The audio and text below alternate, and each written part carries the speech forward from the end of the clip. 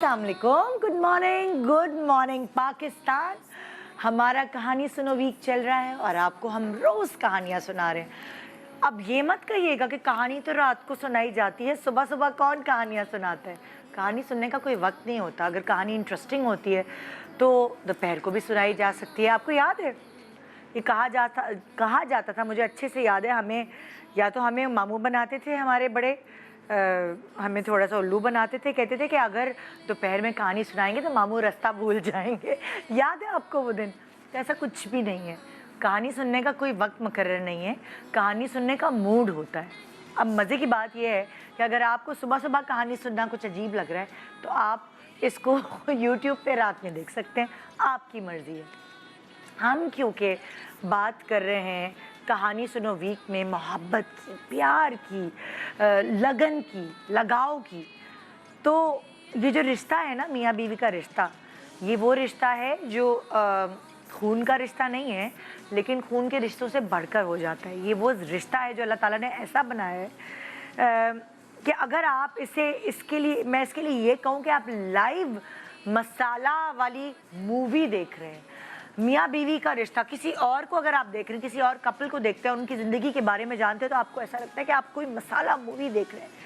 लड़ाई झगड़ा, प्यार, मोहब्बत, नाराज़गी, इमोशंस और बहुत सारी फीलिंग्स इस रिश्ते के अंदर होती हैं। रोना धोना, हंसना हंसाना, इस रिश्ते में आपने इससे ज़्यादा गहरे लाफ्टर्स नहीं सुने होंगे, इससे ज़्यादा दुख और दर्द नहीं देखा होगा, इससे ज़्यादा इस रिश्ते में इससे ज़्यादा आंसू नहीं देखे होंगे।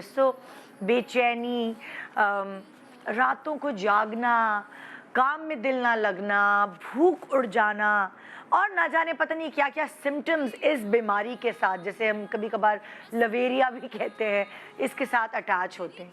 और ये लव, ये मोहब्बत, ये प्यार कुछ अलग तरीके का होता है। अब अगर मैं आपसे ये कहूँ कि ज़ाहिर है इस रिश्ते में रूठना मनाना तो चलता है, बड़े बड़े गाने बन गए मियाँ बीवी को अगर या लवर्स को एक दूसरे से को रूठ रहा है उनको मनाने में, बड़े बड़े गाने इस पे तख्लीक दे दिए गए। जो खुद इस रिश्ते में मौजूद लोग होते हैं उनके लिए अगर मैं कहूँ तो देखिए उनके पास कितने अच्छे अच्छे आइडियाज़ होते हैं। कभी अगर लड़ाई झगड़ा हो जाता है और मनाने के लिए अलग अलग हथकंडे इस्तेमाल करते हैं वो लोग। कभी वो पेट के ज़रिए मनाते हैं, जैसे कि बीवी ने बहुत पसंदीदा मियाँ का कोई अच्छा सा खाना तैयार कर लिया और उनको खुश करने के लिए वो टेबल पे बहुत अच्छे से पेश कर दिया और मोहब्बत से अपने हाथ से खिला भी दिया। या फिर मियाँ रूठी हुई बीवी को गोला गड्ढा खिलाने या चने की चाट खिलाने या खाना बाहर खिलाने ले जाते हैं अपनी नाराज़गी को दूर करने के लिए, उनकी नाराज़गी को दूर करने के लिए। और फिर अगर ये बात कहें आप, एक हथकंडा तो ये है पेट के ज़रिए, एक हथकंडा है बच्चों के ज़रिए। हमेशा बच्चों को कोनियाँ मार मार के कहा जाता है तुम्हारी अम्मी जो है ना ऐसी करती हैं, देखो मेरे साथ, तुम्हारे अब्बू जो है ना वो ऐसे करते हैं मेरे साथ। और बच्चों को बीच में एवं ही डाला जाता है कि तंग आके बच्चे ही मिला देते हैं। खुदा के वास्ते दोस्ती कर लें। खुद ख़त लिख के अब्बा को भेज देते हैं अम्मी की तरफ से और ख़ुद ख़त लिख के अम्मी को भेज देते हैं अब्बा की तरफ से। तो एक हथकंडा है बच्चों के ज़रिए दोस्ती करवाना। फिर है एक हथकंडा बीमारी, ज़रा सा नज़ला खांसी ज़ुकाम हो गया और बिस्तर पे पड़ जाते हैं आदमी अपनी खिदमत कराने के लिए बेगमात से, ताकि उनकी नाराज़गी को दूर कर सकें और हमदर्दी हासिल कर सकें। उसी तरह बेगमात भी करती हैं। आप देखें अक्सर बेगमात का काम होता है सर पे पट्टी बांध के घूमते हैं, हाय अल्लाह मेरे सर में बहुत दर्द है, हाय मेरे घुटना, हाय मेरी कमर। तो ये सारे कभी कभार हथकंडे बन जाते हैं एक दूसरे को मनाने के लिए, एक दूसरे की अट्रैक्शन ज़्यादा गेन करने के लिए, एक दूसरे की तवज्जो हासिल करने के लिए। तो ये रिश्ता तवज्जो मांगता है, ये रिश्ता प्यार मांगता है, ये रिश्ता केयर मांगता है, ये रिश्ता इज़्ज़त मांगता है। आजकल की लड़कियां इस बात में बड़ी पर्टिकुलर हैं कि हमें जिससे प्यार है या जो हमसे प्यार करता है वो प्यार से पहले हमें सबसे पहले रिस्पेक्ट दे, इज़्ज़त दे। अब अगर मैं आपको एज़ औरत, मैं जो मर्द हजरात मुझे देख रहे हैं उनको बताती हूँ कि एक बीवी के लिए इज़्ज़त क्या है। एक बीवी के लिए इज़्ज़त ये है कि आप जो आसपास के सारे आपके रिश्तेदार हैं उनके नज़दीक उस बीवी की इज़्ज़त रखें। अगर उसके अंदर कोई कमी है, जैसे कि हर इंसान में होती है, मर्दों में भी हो सकती है। तो उस कमी को दुनिया के सामने ढंढोरा ना पीटें, बल्कि उसकी कमियों पर पर्दा डालें। कहते हैं ना मियाँ बीवी एक दूसरे का लिबास होते हैं, बिल्कुल उसी तरह अपनी बीवी की इज्जत रखनी चाहिए। मुझे बड़े बुरे लगते हैं वो आदमी जो अपनी बीवी की बुराइयां बैठ के दूसरे लोगों से कर रहे होते हैं। ये तो बड़ी फुअड़ है, इसको तो कुछ आता ही नहीं यार, खाना ऐसे बनाती है तुम्हारी भाभी कि दिल चाहता है होटल चला जाऊं और फला ना कर लूं, इतना घर गंदा, बच्चों की देखो ना क्या परवरिश की है। हर वक्त शिकायती आलम में जो आदमी रहते हैं ना अपनी बीवी के, मुझे तो उनसे सख्त चिढ़ होती, मुझे तो उनसे बात करना पसंद नहीं होती। वो अपनी पर्सनैलिटी की अक्कासी कर रहे होते हैं।